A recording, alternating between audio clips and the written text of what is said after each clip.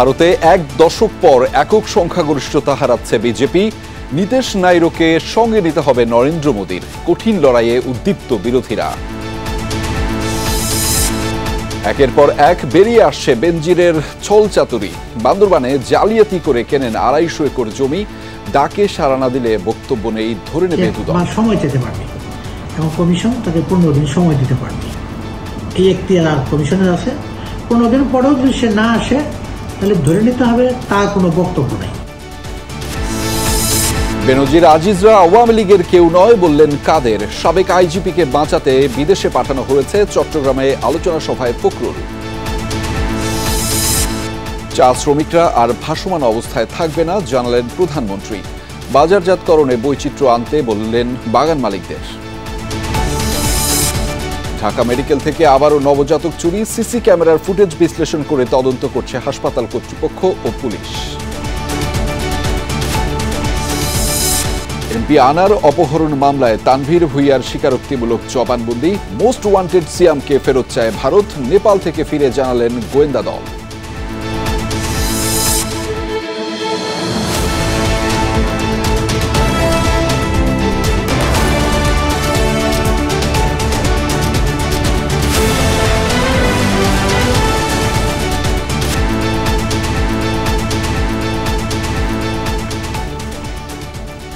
দর্শক আমন্ত্রণ সন্ধ্যার বাংলাদেশের আয়োজনে আপনাদের সঙ্গে আছি আমি আহমেদ রেজা।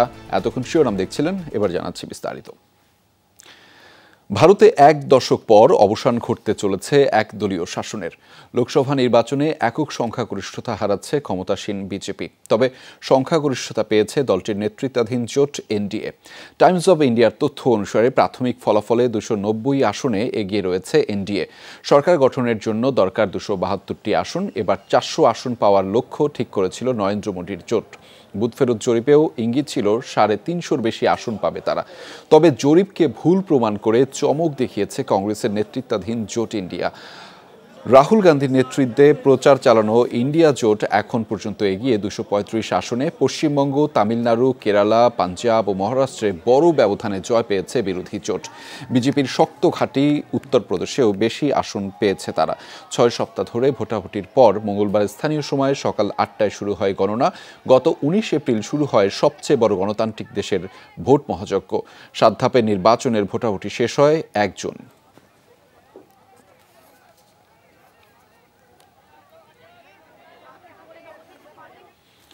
দর্শক, ভারতের নির্বাচনী ফলাফলের বিশ্লেষণ জানাতে আমাদের সাথে যুক্ত রয়েছেন আমাদের দুজন সহকর্মী রাসেল আহমেদ এবং আখলাকুসাফা। তাদের মাধ্যমে জানবো বিস্তারিত।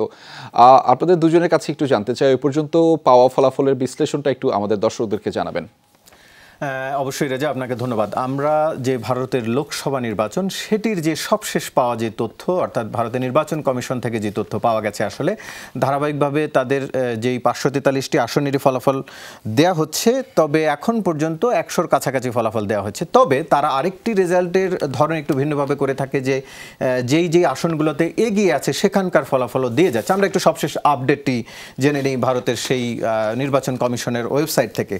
সেখানে দেখা যাচ্ছে সেই যে ফলাফলে আমরা যেটি দেখেছি বা সেই তথ্য সবশেষ পাওয়া অনুযায়ী যেটি আমার হাতেও রয়েছে, সেটিতে দেখা যাচ্ছে 543টিরই তারা ফলাফল দিয়ে রাখছে। সেখানে এনডিএ জোট, যেটি নরেন্দ্র মোদীর নেতৃত্বাধীন যে বিজেপি, তাদের এনডিএ জোট তারা পেয়েছে 292টি এবং তার প্রতিদ্বন্দ্বী, অর্থাৎ তাদের যারা প্রতিদ্বন্দ্বী হিসাবে রয়েছেন ইন্ডিয়া জোট, যেটি কংগ্রেসের নেতৃত্বাধীন, সেই জোটটি পেয়েছে 233টি আসন। অর্থাৎ তাদের প্রায় হাড্ডাহাড্ডি লড়াইটি আসলে চলছে। আপনি নিশ্চয়ই সবশেষ পাওয়া যে রেজাল্ট এটি দেখতে পাচ্ছেন। এটি হচ্ছে আসলে যে বিজেপির অবস্থান এবং এর পরের যে অংশটি এটি হচ্ছে কংগ্রেসের অবস্থান, অর্থাৎ দলীয়ভাবে তাদের অবস্থান। এবং যেটি আমি তথ্যটি দিলাম সেটা হচ্ছে তাদের যে জোট, তাদের যে দুটি নেতৃত্বাধীন জোট সেটি রয়েছে। আমরা এবং এই ক্ষেত্রে আমরা আরেকটি বিষয় একটু যদি বলে রাখি আপনাকে, একক সংখ্যাগরিষ্ঠতার জন্য 272টি পেতে হয়। সেই জায়গাতেও আসলে বিজেপি এখনও একক সংখ্যাগরিষ্ঠতা পায়নি, আমরা সেটি দেখেছি। আমরা একটু দেখতে চাই যে বিজেপি যে একক সংখ্যাগরিষ্ঠতা পায়নি, যেটি আগের বছরগুলোতে পেয়েছিল এবার আসলে কোন কোন কারণে বা কোন কোন আসনগুলোতে তারা এগিয়ে ছিল যেটি তাদের অন্যতম বড় একটু শক্তি হিসেবে, সেটা একটু আমি আমার সহকর্মী আখলাকুস সাফার কাছ থেকে জেনে নিতে চাই। সাফা, একটু আপনার কাছ থেকে সেই তথ্যটি চাচ্ছি। রাসেল, আপনাকে ধন্যবাদ। একটা বিষয় লক্ষ্য করবেন, সেটি হচ্ছে মোট যে 28টি রাজ্য, সেই 28টি রাজ্যের মধ্যে যেই রাজ্যগুলোকে বলা হয় বিজেপি অধ্যুষিত অথবা যে রাজ্যগুলোতে তাদের ঘাঁটি বলা যায়, সেই ঘাঁটিগুলোই কিন্তু মূলত বিজেপিকে বাঁচিয়ে দিয়েছে। আপনি লক্ষ্য করছিলেন যে বিজেপির যেই একটা অবস্থান ছিল অন্যান্য জায়গায় এককভাবে তারা কিন্তু খারাপ করেছে, আমরা আগের নির্বাচনগুলোর তুলনায় দেখেছি।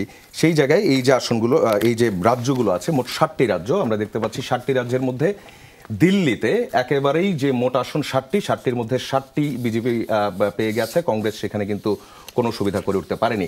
এরপর আমরা দেখতে পাচ্ছি যেখানে গুজরাটে বিজেপি 24, সেখানে কংগ্রেস 1, অন্ধ্রপ্রদেশে যেখানে বিজেপি 20, সেখানেও কংগ্রেস 1, এবং কংগ্রেস 9টি আসন পেয়েছে বিহারে, যেখানে আবার 31টি পেয়েছে বিজেপি জোট, যেখানে মোট আসন আছে 40টি। তো এই সব কিছু মিলিয়ে যেটি দেখা যাচ্ছে যে এই যে জায়গাগুলোকে, অর্থাৎ এই 60টি যে রাজ্য, এই 60টি রাজ্যকে কিন্তু মূলত বলা হয় হিন্দি ভাষাভাষী অধ্যুষিত যে জায়গা, সেই জায়গায় বিজেপির খুব ভালো অবস্থান, এবং সেই অবস্থানের জায়গা থেকেই কিন্তু এই রাজ্যগুলো কিন্তু বলা যায় বাঁচিয়ে দিয়েছে। এখন প্রশ্নটা হচ্ছে, যদি এই রাজ্যে কংগ্রেস ভালো করতে পারতো অথবা কংগ্রেস জোট যদি তারা ভালো করতো, সেই ক্ষেত্রে কিন্তু বিজেপির জন্য অবস্থাটা, অর্থাৎ এই যে এইভাবে সরকার গঠনে আসাটা, এটা কিন্তু একটা বড় ধরনের চ্যালেঞ্জের মধ্যে চলে আসতো। রাসেল, একটা বিষয় আমার যেটি জানারও আছে, সেটি হচ্ছে যে বুথ ফেরত জরিপ। বুথ ফেরত জরিপ আমরা দেখছিলাম যে এর আগের নির্বাচনগুলোতে বুথ ফেরত জরিপের কথা বলা হয়েছে, যেগুলো এবারও বলা হচ্ছিল, এবং এইবারও আমরা দেখেছি, এবার কিন্তু দেখেছিলাম বুথ ফেরত জরিপে বিজেপিকে একদম সম্পূর্ণভাবে সর্বোচ্চ আসনের কথা বলা হয়েছে, 400-র কাছাকাছি। সেখানে কিন্তু বাস্তবতায় কিন্তু সেটা থাকেনি। এটা আসলে কেন হয়েছে? এটি আসলে বুথ ফেরতের কথা যদি আপনাকে বলতে হয়, যে বুথ ফেরত যে জরিপ সাধারণত বলা হয়েছিল যে এনডিএ জোট 400-র কাছাকাছি আসন পাবে এবং বিজেপি 300-র বেশি পাবে, সেটি নরেন্দ্র মোদী নিজেও বলেছিলেন বেশ কয়েকবার, এবং এটি দিয়ে তার এক ধরনের ক্যাম্পেইন বলছিলেন। সেটি আসলে বুথ ফেরতে এখন যে প্রাপ্ত ফলাফল বা যেখানে এগিয়ে আছে যে ফলাফল, তাতে দেখা যাচ্ছে যে আসলে বুথ ফেরতের তুলনায় অনেক পার্থক্য দেখা যাচ্ছে এবারের ফলাফলে। এটির একটি বড় কারণ যদি বলতে হয়, যদি আপনি বলেন যে সামগ্রিকভাবে ভারতের যে ভোটার সংখ্যা, সেটি 100 কোটির কাছাকাছি ভোটার সংখ্যা, এবং তার 60%-এর বেশি মানুষ ভোট দিয়েছে, 60 কোটির বেশি মানুষ ভোট দিয়েছে। সেখানকার তুলনায় যে বুথ ফেরতের যে জরিপ নেওয়া হচ্ছে, সেটি একেবারেই আসলে নগণ্য। ফলে সেটি দিন শেষে ইম্প্যাক্ট পড়বে না, সেটি অনেকের ভারতের বিশ্লেষকরাও বলছিলেন যে সেটি আসলে খুব একটা ইম্প্যাক্ট নাও পড়তে পারে। অবশ্য আগের নির্বাচনগুলোতেও যে খুব একটা ইম্প্যাক্ট দেখা গেছে তাও নয়, তবে এবারের তুলনায় অনেকটা ভালো ছিল আগের ইম্প্যাক্টের ক্ষেত্রে। এবার অনেকটা পার্থক্য, অন্য একটি বড় কারণ যেতে পারে। একটু আপনার কাছ থেকে আরেকটি তথ্য আমি জানতে চাই, যে বিজেপির এখনকার যে অবস্থান, যেটি তো আমরা জানলাম, আগের অবস্থানটি আসলে অন্যান্য বছরে তো আরও শক্ত অবস্থান ছিল, আমরা সেটাই তো জানি, সেখানে একটু ভাটা পড়লেই তো বলে মনে হয়। বেশ বড় ধরনের ভাটা কিন্তু পড়েছে। আপনি এর আগের স্লাইডেও আমরা যেটি দেখছিলাম, যে প্রায় সরকার গঠনের কাছাকাছি একটা অবস্থানে বিজেপি এবং বিজেপির জোট, যেটা আসলে আগে আমরা বিজেপি বলতে পারতাম, কিন্তু এখন বলতে হবে কিন্তু বিজেপি জোট। কারণ যদি জোটবদ্ধভাবে বিজেপি এবার যে আসনগুলো পেয়েছে, যদি জোটে না থাকতো অথবা জোটবদ্ধ না হতো, তাহলে কিন্তু এককভাবে বিজেপির কিন্তু এক ধরনের বেশ খারাপ একটা অবস্থা হয়েছে। আমি আপনাকে বলতে পারি 2014 সালের হিসাবটা আপনি দেখবেন, 2014 সালে 282 আসন পেয়েছিল বিজেপি এককভাবে, এবং তারা তখন এনডিএ জোট পেয়েছিল 336, আর এই বছর আপনি দেখবেন যে বিজেপি এককভাবে 244, অর্থাৎ ধারাবাহিকভাবে আসলে বিজেপির বেশ এবং এটা একটু আমি বলে রাখি সংক্ষেপে আপনাকে আসলে পাশাপাশি দর্শকদেরকেও, যে এই কারণে আসলে বিজেপি যে একক সংখ্যাগরিষ্ঠতা পেল না, এর ফলে বিজেপির যে আধিপত্য, সেটি আসলে সরকারও কমবে, ভবিষ্যতে যে সিদ্ধান্তের ক্ষেত্রে, সরকারের সিদ্ধান্তের ক্ষেত্রে হয়তো তার একটি প্রভাব পড়বে। রেজা, নিশ্চয়ই সেটি গেরুয়া শিবিরও আসলে আলাদাভাবে ভাববে, এবং গেরুয়া শিবিরের সেটি চিন্তা করার সময় আছে। ধন্যবাদ আমাদের সাথে যুক্ত হওয়ার জন্য রাসেল। ভারতের এবারের নির্বাচনের মাধ্যমে প্রধানমন্ত্রী নরেন্দ্র মোদীর নৈতিক ও রাজনৈতিক পরাজয় হয়েছে। ফলাফলের প্রতিক্রিয়ায় সংবাদ সম্মেলনে এমন মন্তব্য করেছেন কংগ্রেস নেতা রাহুল গান্ধী। ভোটকে মোদী সরকারের বিরুদ্ধে জনতার রায় আখ্যা দেন তিনি। কংগ্রেস নেতা রাহুল গান্ধী বলেছেন, জনগণের বার্তা স্পষ্ট, তারা আর বিজেপির শাসন চায় না। নির্বাচনের মাধ্যমে জনগণ সেই রায়ই জানিয়েছে। এ সময় তিনি বলেন, কংগ্রেস শুধু বিজেপির বিরুদ্ধেই নয়, গোয়েন্দা সংস্থার বিচার ব্যবস্থা সহ দেশের সব প্রতিষ্ঠানের বিরুদ্ধেই লড়েছে। सिर्फ एक राजनीतिक दल के खिलाफ नहीं लड़ी थी, শুধু বিজেপির বিরুদ্ধেই নয়, সিবিআই, ইডি কিংবা বিচার বিভাগের মতো রাষ্ট্রীয় প্রতিষ্ঠানগুলোর বিরুদ্ধেও আমাদের লড়াই করতে হয়েছে। নরেন্দ্র মোদী আর অমিত শাহ এসব প্রতিষ্ঠান নিজেদের স্বার্থে ব্যবহার করেছে, কিন্তু জনগণ ব্যালটের মাধ্যমে এই দুঃশাসনের বিরুদ্ধে রায় দিয়েছে। বিজেপি নেতৃত্বাধীন এনডিএ জোটকে সরকার গঠন করতে হলে নির্ভর করতে হবে রাজ্যভিত্তিক দলগুলোর উপর। এক্ষেত্রে নরেন্দ্র মোদীর প্রধানমন্ত্রিত্ব নির্ভর করছে বিহারের নীতিশ কুমার এবং অন্ধ্রপ্রদেশের চন্দ্রবাবু নাইডুর উপর। এরই মধ্যে এই দুই নেতার সাথে সাক্ষাৎ করেছে বিজেপির প্রতিনিধি দল। বিশেষ করে আগে একাধিকবার জোট বদল করায় নীতিশ কুমারকে নিয়ে অস্বস্তিতে রয়েছে বিজেপি। সংখ্যাগরিষ্ঠতা না পেলেও জোট দলগুলোর সাথে আলোচনা করছে কংগ্রেসের নেতৃত্বাধীন জোট ইন্ডিয়াও। বুথ ফেরত জরিপের সভাভাস পাল্টে গেছে। একের পর এক আসনে সাফল্য আসায় তাই উল্লাস কংগ্রেস শিবিরে। চমক দেখানোর সফলতায় উজ্জীবিত বিরোধী নেতাকর্মীরা। আমি সবার আগে ধন্যবাদ দিতে চাই আমার এলাকার ভোটারদের। তারা আমার উপর ভরসা রেখেছেন, আস্থা রেখেছেন। এবার প্রচারণার শুরু থেকেই বিজেপির স্লোগান ছিল আপকি বার 400 পার। বুথ ফেরত জরিপেও ইঙ্গিত ছিল 350-র বেশি আসন পাবে এনডিএ। তবে মঙ্গলবার সকালে ভোট গণনা শুরুর পর পাল্টে যেতে থাকে চিত্র। কাঙ্ক্ষিত 400 লক্ষ্যমাত্রা পূরণ তো দূরের কথা, 300 আসনও পাচ্ছে না ক্ষমতাসীনরা। দলীয়ভাবে একক সংখ্যাগরিষ্ঠতা হারিয়েছে বিজেপি।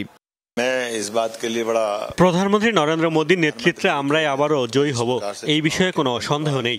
যতগুলো আসনে আমরা এগিয়ে তা সরকার গঠনে যথেষ্ট।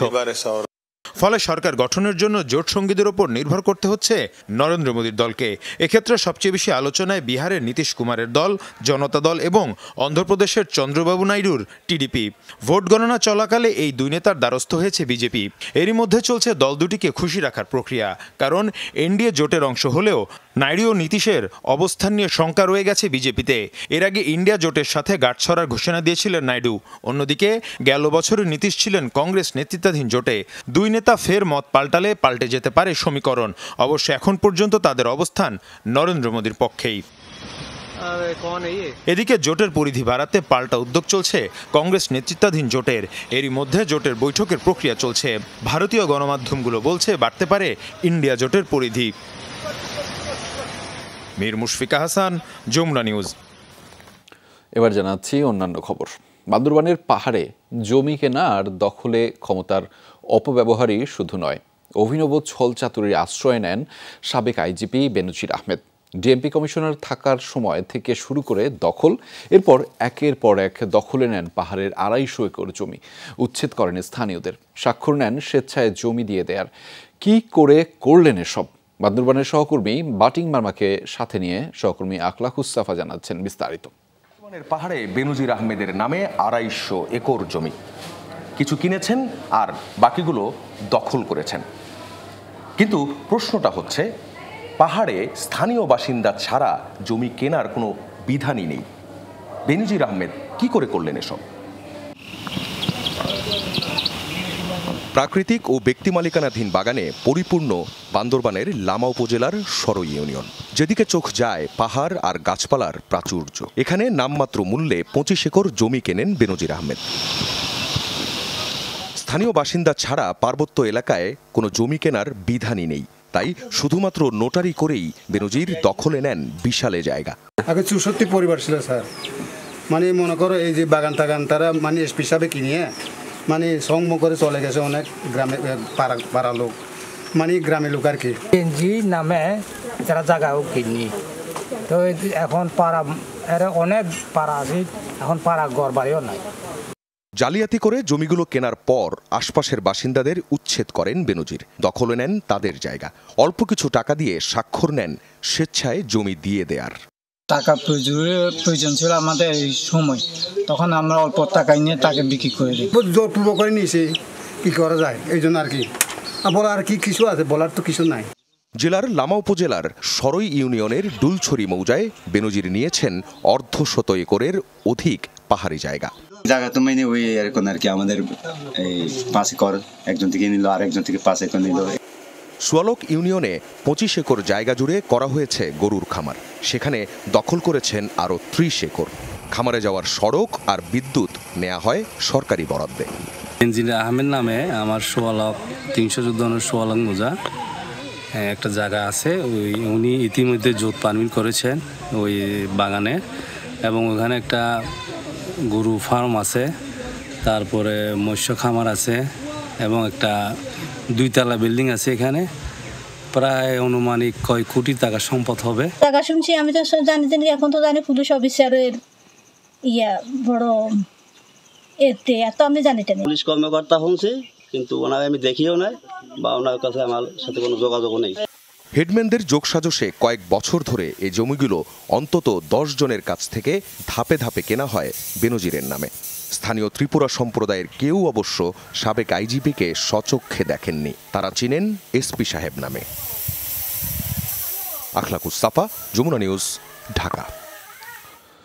দুর্নীতির অভিযোগ খণ্ডাতে 6 জুন কি দুদকে হাজির হচ্ছেন সাবেক আইজিপি বেনজির আহমেদ। দুদক কমিশনার বলছেন, নির্ধারিত দিনে বেনজির হাজির না হলে তার কোনো বক্তব্য নেই বলে ধরে নেওয়া হবে। এরপর আইনি প্রক্রিয়া মেনেই তার বিরুদ্ধে ব্যবস্থা নেবে দুদক। প্রায় প্রতিদিনই বেরিয়ে আসছে সাবেক আইজিপি বেনজির আহমেদের সম্পদের তথ্য। এরই মধ্যে দুদক জব্দ করেছে তার সম্পদের বড় অংশ। কিন্তু সম্পদ জব্দ হওয়ার আগেই পরিবারসহ বিদেশ চলে গেছেন সাবেক আইজিপি বেনজির আহমেদ। যদিও সাবেক এই পুলিশ প্রধানকে আগামী 6 জুন দুদকে সশরীরে হাজির হতে তলব করা হয়েছে। 9 জুন ডাকা হয়েছে তার স্ত্রী ও 2 মেয়েকে। এ অবস্থায় অবৈধ সম্পদ অর্জনের বিষয়ে ব্যাখ্যা দিতে দুদকে তার সশরীরে হাজির হওয়া নিয়ে প্রশ্ন উঠেছে। তার সুযোগ আছে, সে একবার সময় চেতে পারবে এবং কমিশন তাকে 15 দিন সময় দিতে পারবে। এই এখতিয়ার কমিশনের আছে। 15 দিন পরেও যদি সে না আসে, তাহলে ধরে নিতে হবে তার কোনো বক্তব্য নেই। তখন রেকর্ডপত্র দেখে তার বিরুদ্ধে অভিযোগ প্রমাণিত হলে প্রমাণ হবে, প্রমাণিত না হলে অব্যাহত পাবে। দুদক বলছে, বক্তব্য না দিলে আইন অনুযায়ী তার ও পরিবারের বিরুদ্ধে ব্যবস্থা নেওয়া হবে। পদ্ধতি মোতাবেক যা যা করার আমরা সবই করতেছি, আমরা বসে আছি না। প্রচুর সম্পত্তি তো হিসাবপত্র করে আয়, তার দায়িত্ব আছে। ইওজে অনুসন্ধান কর্মকর্তা, তার অধিকার আছে, সে দেখেছে। কমিশন শুধু ইও নিয়োগ করে, কাজে কোনো ইন্টারফেয়ার করে না। জানা গেছে, বেনজির আহমেদের দুদকে হাজিরার আর একদিন থাকলেও তিনি সময় বৃদ্ধির কোনো আবেদন করেননি। রাজীব আহমেদ, যমুনা নিউজ, ঢাকা। বেনজির আজিজ আওয়ামী লীগের কেউ নয়, আওয়ামী লীগ তাদের পদেও বসায়নি। অপকর্ম করে থাকলে তাদের বিচার করবে সরকার। সকালে ঢাকা মহানগর উত্তর আওয়ামী লীগের প্রতিনিধি সভায় এই মন্তব্য করেছেন দলটির সাধারণ সম্পাদক ওবায়দুল কাদের। বলেন, বিএনপি দুর্বৃত্তদের জন্মদাতা। টিআইবি এবং সুজন এখন বিএনপির বি টিমে পরিণত হয়েছে বলেও মন্তব্য করেছেন আওয়ামী লীগের সাধারণ সম্পাদক। ঐতিহাসিক 6 দফা দিবস এবং আওয়ামী লীগের হীরক জয়ন্তীর প্রস্তুতি নিয়ে ঢাকা মহানগর উত্তর আওয়ামী লীগের এই প্রতিনিধি সভার আয়োজন।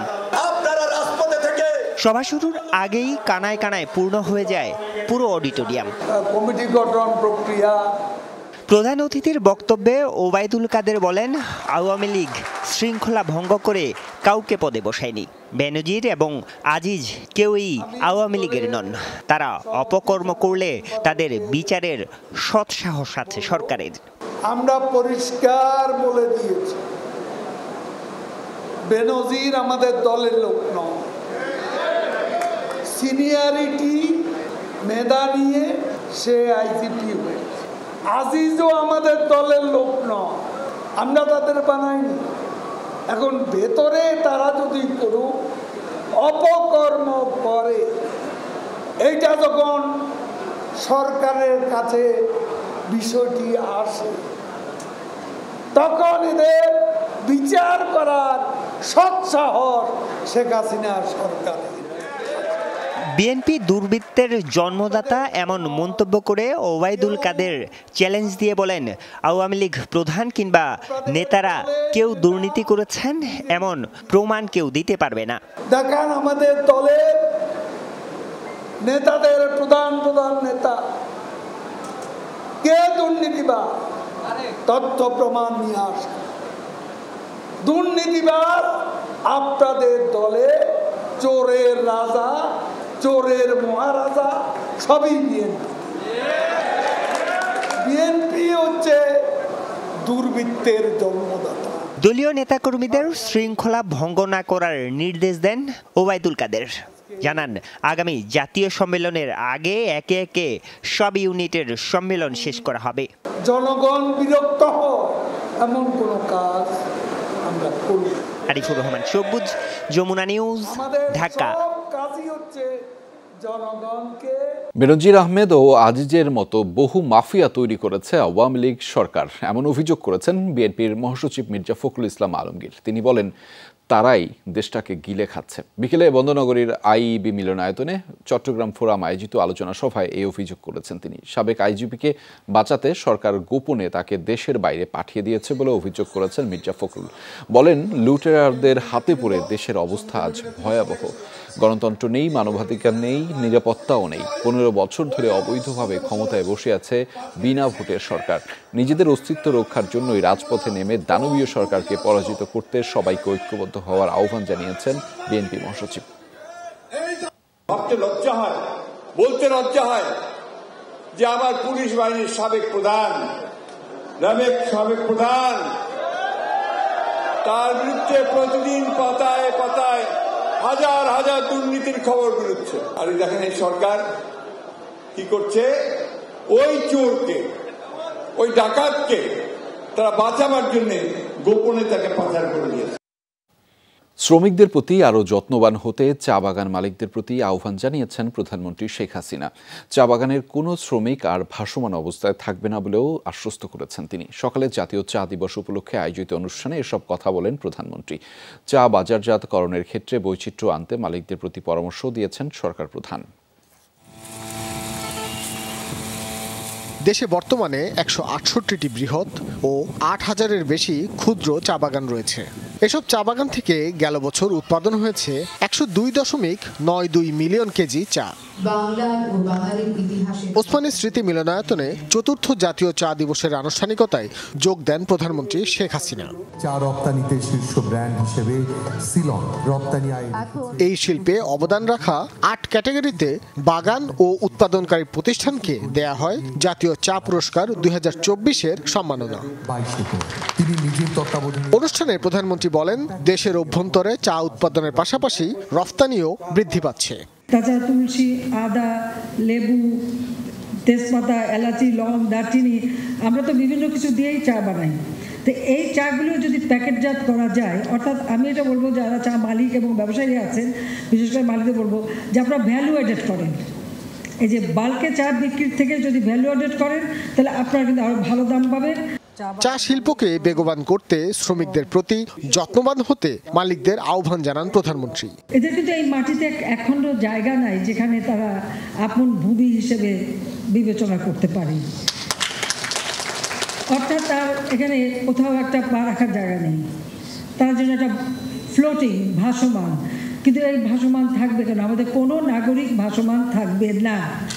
আমরা যেটা সিদ্ধান্ত নিয়েছি, সকল ভূমিহীন, গৃহহীন তাদেরকে ঘর করে দিচ্ছি।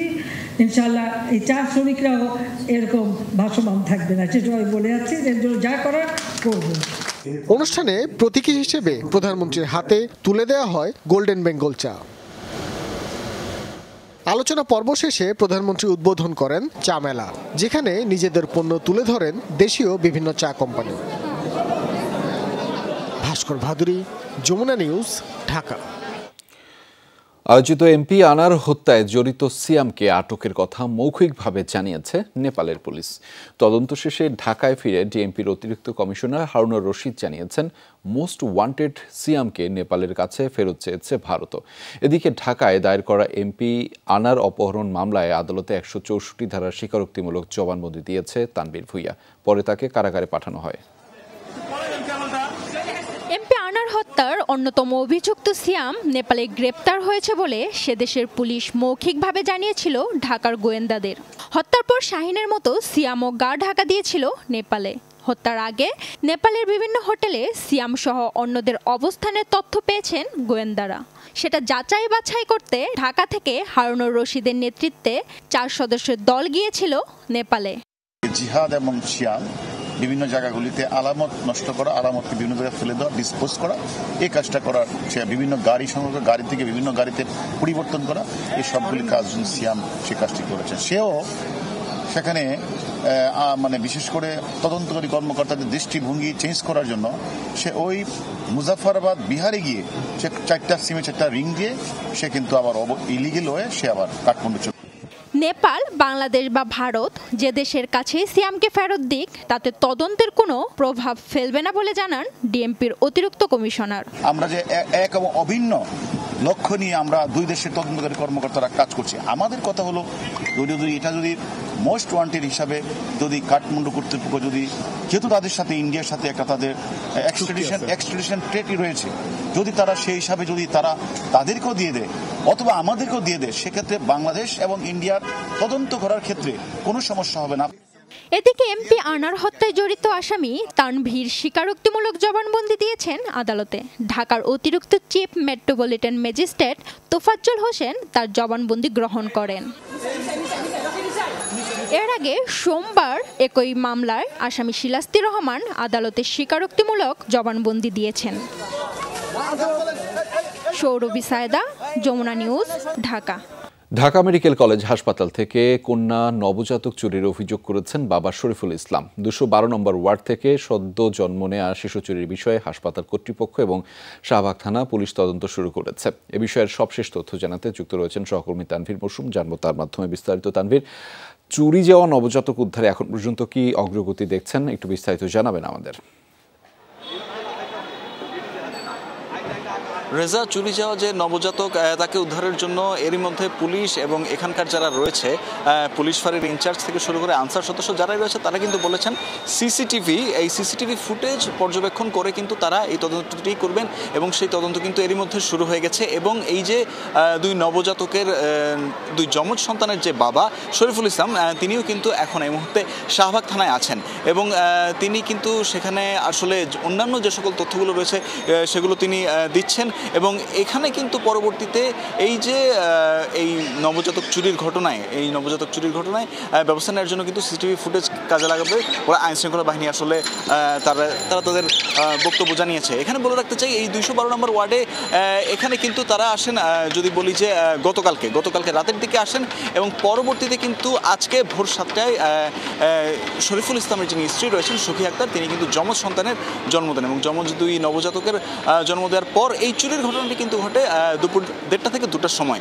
এবং তখন কিন্তু আসলে একজন সেই নারী এসে তাদের যে পরিবার রয়েছে শরীফুল ইসলাম এবং তার মা এবং অন্যান্য যারা রয়েছে তাদের সাথে কিন্তু তারা আলাপ জমান এবং আলাপ জমিয়ে কিন্তু পরবর্তীতে তার যে নবজাতক সন্তানটি রয়েছে তার শারীরিক অবস্থার কিছুটা অবনতি হলে তখন হচ্ছে নাপা সিরাপ আনতে যান তার বাবা শরীফুল ইসলাম এবং তখনই কিন্তু আসলে সেই নারী যিনি আসলে এসেছিলেন তিনি কিন্তু পরবর্তীতে যেটি বলা হচ্ছে যে আনসারদের নিরাপত্তা বেষ্টনী থেকে পালিয়ে তিনি কিন্তু সেই নবজাতককে নিয়ে গেছেন। রেজা, সেই খবরের বিস্তারিত আপনার মাধ্যমে জানছিলাম। ধন্যবাদ মৌসুম আমাদের সাথে যুক্ত হওয়ার জন্য। তথ্য প্রযুক্তি শিক্ষা স্কুল কলেজ পর্যায়ে বিস্তৃত করেছে সরকার। 2041 সালে হবে স্মার্ট বাংলাদেশ। আজকে যারা শিশু তারাই হবে 2041 সালের কর্ণধার। এ কথা বলেছেন প্রধানমন্ত্রী শেখ হাসিনা। দুপুরে গণভবনে বঙ্গবন্ধুর জন্মবার্ষিকী উপলক্ষে রচনা ও চিত্রাঙ্কন প্রতিযোগিতার পুরস্কার বিতরণী অনুষ্ঠানে এসব কথা বলেছেন তিনি। প্রধানমন্ত্রী বলেন, সরকারের ধারাবাহিকতা থাকায় শিক্ষার সুযোগ প্রসারিত হয়েছে। নতুন প্রজন্ম যাতে পিছিয়ে না পড়ে সেজন্য তাদেরকে যুগোপযোগী করে গড়ে তোলার চেষ্টা করা হচ্ছে। শেখ হাসিনা বলেন, যত দূরেই থাকেন না কেন ছোট শিশুরা সবসময় তার অন্তরে থাকেন। জাতির জনকের 99 থেকে 104তম জন্মবার্ষিকী উপলক্ষে বঙ্গবন্ধু স্মৃতি জাদুঘর 6 বছর ধরে চিত্রাঙ্কন ও রচনা প্রতিযোগিতার আয়োজন করছে। সেখান থেকে 304 জন বিজয়ীর হাতে পুরস্কার তুলে দেন প্রধানমন্ত্রী শেখ হাসিনা। বিশ্ব এগিয়ে যাচ্ছে প্রযুক্তির যুগে, আমাদের ছেলেমেয়েরা পিছিয়ে থাকবে না, তাদেরকেও সেইভাবে আধুনিক প্রযুক্তি জ্ঞান সম্পন্ন একটা জাতি হিসাবে গড়ে তুলব। আর 41-এর যে স্মার্ট বাংলাদেশ, তা আজকের যারা তরুণ এবং আজকের যারা শিশু তারাই হবে 41-এর ভবিষ্যৎ কর্ণধার। তোমরাই এই দেশকে স্মার্ট বাংলাদেশ হিসেবে তোমরা এগিয়ে নিয়ে যাবে, সেইভাবেই আমরা করতে চাই। স্কটল্যান্ডের বিপক্ষে ম্যাচ দিয়ে নিজেদের বিশ্বকাপ মিশন শুরু করতে যাচ্ছে বর্তমান চ্যাম্পিয়ন ইংল্যান্ড। ব্রিজটাউনে বাংলাদেশ সময় রাত 8:30টায় শুরু হবে ম্যাচটি। সবশেষ ওয়ানডে বিশ্বকাপে 7তম হয়ে আসর শেষ করেছিল ইংল্যান্ড। সেই দুঃসহ স্মৃতি ভুলে এবার টি20 বিশ্বকাপ দিয়ে ঘুরে দাঁড়াতে চায় জস বাটলারের দল। ঘরের মাঠে পাকিস্তানের বিপক্ষে দাপুটে সিরিজ জয়ে আত্মবিশ্বাসী সঙ্গী ইংলিশদের বিপরীতে নিজেদের সক্ষমতার জানান দেওয়ার চ্যালেঞ্জ প্রতিবেশী স্কটল্যান্ডের। আঞ্চলিক বাছাইয়ে সবশেষ 6 ম্যাচের সবকটিতেই জয় আছে দলটির।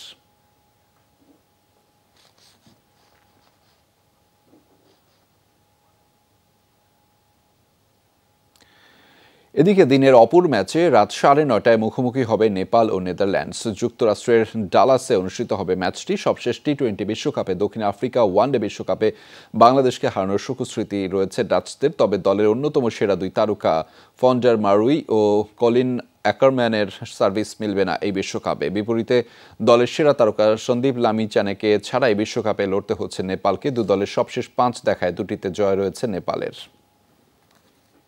স্মুথ শেভিং এর জন্য শুধুমাত্র কুল, নাথিং এলস। গাজীপুরের কোনাবাড়ি কাশিমপুর আঞ্চলিক সড়ক দ্রুত সংস্কারের দাবিতে মানববন্ধন করেছে এলাকাবাসী ও বিভিন্ন শিল্প কারখানার শ্রমিকরা। দুপুরে মহানগরীর কোনাবাড়ি এলাকায় মানববন্ধন অনুষ্ঠিত হয়। আঞ্চলিক এই সড়কটি গত 10 বছরেও সংস্কার না হওয়ায় কার্পেটিং উঠে তৈরি হয়েছে অসংখ্য ছোট বড় খানাখন্দ। সামান্য বৃষ্টিতেই এসব খানাখন্দ পানিতে ভরে রাস্তা তলিয়ে যায়। প্রতিদিন হাজারো শ্রমিক ও এলাকাবাসী চলাচল করেন ঝুঁকি নিয়ে। মানুষের দুর্ভোগ কমানোর এই আন্দোলনে সবাইকে একাত্মতা ঘোষণার আহ্বান জানিয়েছেন বক্তারা। চলতি মাসের মধ্যে কাজ শুরু না হলে 30 জুলাই প্রধানমন্ত্রী কার্যালয়ের সামনে অবস্থান কর্মসূচির ঘোষণা দেন মানববন্ধনকারীরা। বিচার বিভাগ কিংবা অন্যান্য সরকারি সংস্থাগুলোর উপরে সরকারের কোনো প্রভাব নেই বলে জানিয়েছেন পররাষ্ট্রমন্ত্রী ডক্টর হাসান মাহমুদ। বলেন, দুদক সহ প্রতিটি সংস্থাই স্বাধীনভাবে কাজ করছে। দুপুরে জাতীয় প্রেস ক্লাবে বাংলাদেশ স্বাধীনতা পরিষদের আলোচনা সভায় এসব কথা বলেছেন পররাষ্ট্রমন্ত্রী। তিনি বলেন, দেশের কিছু সংখ্যক নামধারী বুদ্ধিজীবী ও বিএনপি জামায়াত উদ্দেশ্য প্রণোদিতভাবে দেশের বিরুদ্ধে ষড়যন্ত্রে লিপ্ত রয়েছে। দেশের যে কোনো উন্নয়নে তারা বাধা সৃষ্টি করে বলেও মন্তব্য করেছেন মন্ত্রী। তবে সকল ষড়যন্ত্র সরকার মোকাবেলা করছে, ভবিষ্যতেও করবে বলেও জানিয়েছেন হাসান মাহমুদ। বলেন, দুর্নীতিগ্রস্ত তারেক রহমান আর খালেদা জিয়ার পৃষ্ঠপোষক হলেন মির্জা ফখরুল। ক্ষমতায় থাকাকালে হাওয়া ভবন প্রতিষ্ঠা করে দুর্নীতিকে প্রাতিষ্ঠানিক রূপ দিয়েছিল বিএনপি। এখন তারাই দুর্নীতি নিয়ে কথা বলে। দুর্নীতি সংগঠনের সভাপতি, আমাদের দেশে আদালত স্বাধীনভাবে কাজ করে এবং আমাদের দেশে দুর্নীতি দমন কমিশনও স্বাধীনভাবে কাজ করে। চোরের মায়ের এখন বড় গলা। দুর্নীতি দুঃশাসনের বরপ্রাপ্ত তারেক রহমানের মহাসচিবেরও এখন বড় গলা। সুতরাং সবাইকে একটু সাবধান হতে হবে। 2026 বিশ্বকাপ বাছাই ম্যাচ খেলতে ঢাকায় অস্ট্রেলিয়া জাতীয় ফুটবল দল আজ দুপুরে শাহজালাল আন্তর্জাতিক বিমানবন্দরে পৌঁছায় দলটি। 6 জুন বিকাল 4:45 ঢাকায় বাংলাদেশের বিপক্ষে প্রস্তুতি ম্যাচ খেলবে অস্ট্রেলিয়া। বিমানবন্দর থেকে নেমে কার্যক্রম শেষ করে বিশ্রামের জন্য অস্ট্রেলিয়া দল চলে যায় হোটেল লা মেরিডিয়ানে। বিশ্বকাপ ও এশিয়া কাপ যৌথ বাছাইয়ে ফিরতি ম্যাচ খেলতেই ঢাকা এসেছে সফরকারীরা। ওশেনিয়া মহাদেশের হয়ে অস্ট্রেলিয়া এশিয়া মহাদেশের ফুটবল প্রতিযোগিতায় লড়াই করে। আই গ্রুপে বাংলাদেশের প্রতিপক্ষ অস্ট্রেলিয়া, ফিলিস্তিন ও লেবানন। 4 ম্যাচ খেলে পয়েন্ট টেবিলে বাংলাদেশের অবস্থান তলানিতে, জয় নেই একটিতেও। অন্যদিকে সফরকারী অস্ট্রেলিয়া 4 ম্যাচের 4টিতেই জয়লাভ করেছে। পয়েন্ট টেবিলে 12 পয়েন্ট নিয়ে সবার উপরে সকারু নামে পরিচিত দলটি। বাংলাদেশের অস্ট্রেলিয়া মুখোমুখি দেখা হচ্ছে এখন পর্যন্ত 3 বার, 3 ম্যাচই হার রয়েছে বাংলাদেশের। দর্শক, এই ছিল সন্ধ্যার বাংলাদেশের আয়োজনে। এতক্ষণ সাথে থাকার জন্য সবাইকে ধন্যবাদ।